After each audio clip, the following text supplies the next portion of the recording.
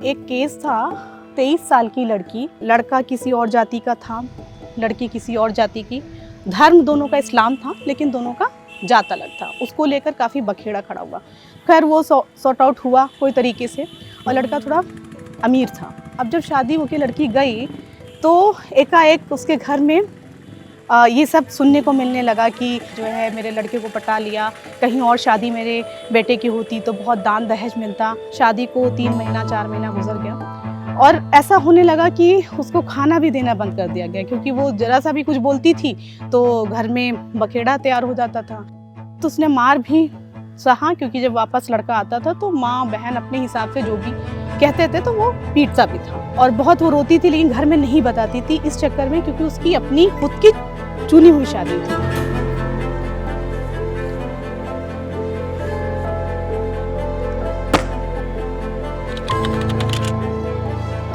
और बहुत जद्दोजहद किया, क्योंकि निकालने के नाम पर इतनी लड़ाइयाँ हुई। ऊपर से मैं कौन होती हूँ उन्हें निकालने के लिए, तो बहुत जद्दोजहद झेलना पड़ा। कुछ भी पूछ रहे थे तुरंत रोने लगती थी, कुछ भी नहीं बात किया। और उसको खाना पानी पिला के उसको उसके घर भेजा, मैके भेजने के बाद क्या हुआ कि उसकी माँ ने बहुत सपोर्ट किया। तो धीरे धीरे लड़की का बहुत काउंसलिंग किया, हर दूसरे दिन उसको ऑफिस बुलाते, और धीरे धीरे 1 साल बीत गया। बीतने के बाद बीच में ही उसको लगा हमको केस करना है, और फिर उसने महिला हिंसा का केस करवाया, और पति के खिलाफ, अपने सास के खिलाफ और अपने नंद के खिलाफ, और वो केस लड़ी। तो ये जो एक रोक टोक आपके सपनों के बीच में आता है, वो चाहे शादी हो चाहे इश्क हो, तो वहाँ मुझे लगता है मेरी ज़िंदगी एकदम वैसे ही लग रही थी, मतलब जैसे उस लड़की की लग रही थी, और मैं उसको एकदम से रिलेट कर पा रही थी। तो मुझे लगता है कि वो जो भावनात्मक जुड़ाव है, इमोशनल जुड़ाव, वो सबसे पहले एक केस वर्कर करती है, और वो जो उसकी ज़ाती ज़िंदगी से निकल के आता है।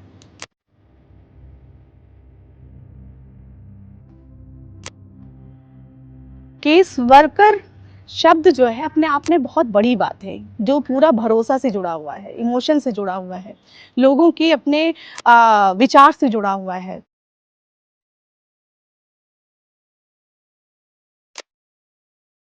मुझे लगता है जब हम काउंसलिंग करते हैं पति पत्नी को बुला के, और वो जो 2 जोड़े होते हैं और जब उनसे बातचीत होती है, और उसमें जिस तरह से सवालात हम पूछते हैं, और फिर वो अपने डिफेंस में जब बात करता है, मतलब उसका शौहर कुछ बताएगा, उसकी बीवी कुछ बताएगी, वो मेरे को बहुत अच्छा लगता है। और फिर इतनी बातें बढ़ जाती हैं, इतनी बातें बढ़ जाती हैं कि फिर वो औरत फिर वो अपने मर्द के सामने कहती है कि इनसे पूछिए कि रात को 2 बजे तक किससे बात करते हैं। तो जो चीज़ें मैं बोलती हूँ उसमें हाँ में हाँ डालते हैं, और उसमें मैं मसाला डालने का काम करती हूँ।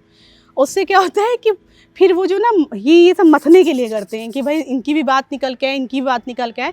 फिर जब मथने के बाद फिर ओरिजिनल निकल के आता है, तो फिर ये सब बातें कहीं ना कहीं जब हम कोर्ट केस में जाते हैं, फिर वो बहुत मतलब मायने रखता है कि आपने मेरे सामने ऐसे बोला था। तो आप सोचिए कि अकेले में आप कैसे कहते होंगे। और जब हम पहचान की बात करते हैं तो सिर्फ काम से ही नहीं, अभी मैं अगर देखूं व्यक्तिगत कई पहचाने हैं। बिना पर्दा करने वाली बहू, उसकी जो पहचान है, और एक सौतेली माँ, एक पत्नी होना भी जो है कि मेरी पत्नी नहीं, मेरी पार्टनर है, मेरी दोस्त है, जहाँ पर मैं हर बात शेयर करता हूँ। तो मुझे आज के संदर्भ में मुझे बहुत मतलब बहुत सुकून महसूस दिलाता है। सबसे ज़्यादा घुटन मुझे परिवार से मिला है, मुझे अपने ख़ानदान से मिला है। तो आज के संदर्भ में मैं कहूँगी कि काम के साथ साथ जो मुझे सबसे ज़्यादा सुकून देता है, मुझे मेरा परिवार देता है।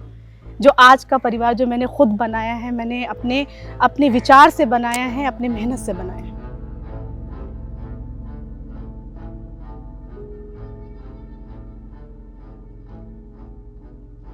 इन सब शब्दों में कई शब्द हैं, लेकिन अगर मैं कहूँगी तो समझौता शब्द जो है वो बहुत यूनिक है मेरी ज़िंदगी में।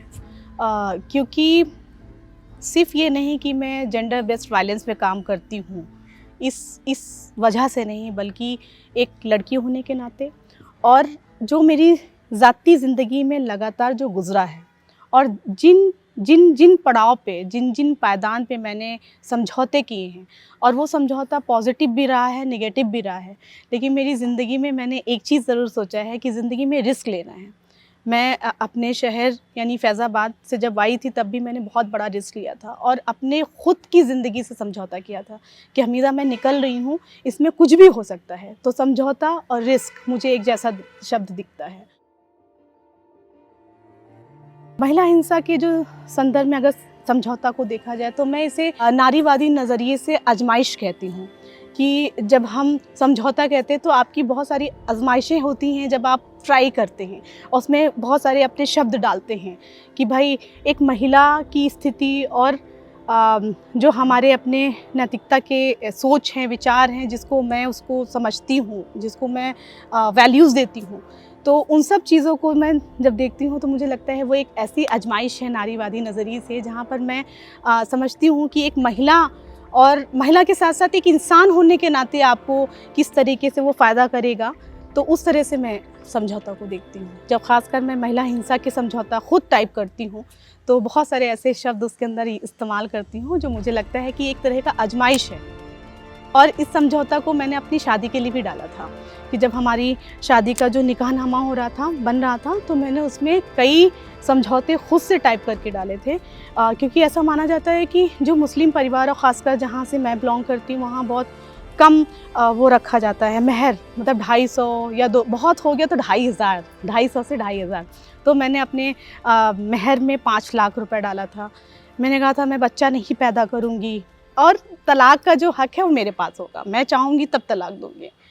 तो इस तरह की जो आजमाइशें हैं तो मुझे लगता है एक समझौता का एक कुछ टूल है, लेकिन उसका कुछ पता नहीं है कि वो वर्क होता है नहीं, लेकिन मेरी ज़िंदगी में हुआ है।